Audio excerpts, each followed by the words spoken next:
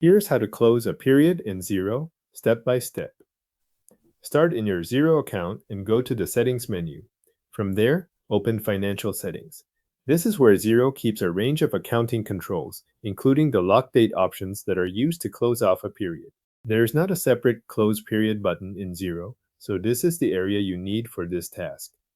Once Financial Settings is open, scroll down until you reach the Lock Date section.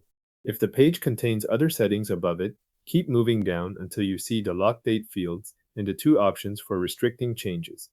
This section controls how far back users can edit transactions. At this point, choose who you want to lock out of the period. Xero gives you two lock date choices, and the one you select depends on who should still be allowed to make changes. The first option is to stop all users except advisors from making changes on and before a selected date.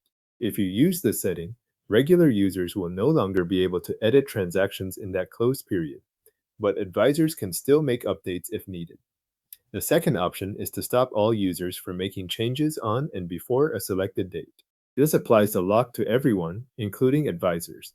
If you want the period fully closed for all users, this is the option to use. Make sure you select the correct lock type before entering the date, because the difference affects who can still post or edit transactions in that time range. After choosing the lock option, set the closing date. Select the final date of the period you want to close. This date is important because the lock applies on and before that day, not just after it.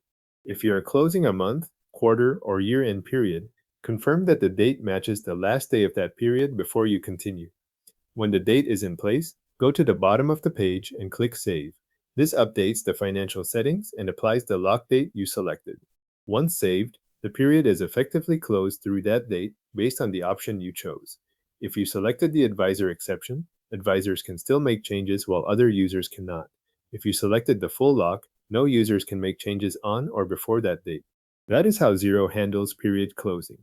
Instead of a separate close period command, it uses lock dates to prevent edits to earlier transactions. After saving, the restriction is active and applies through the selected date according to the lock setting you chose.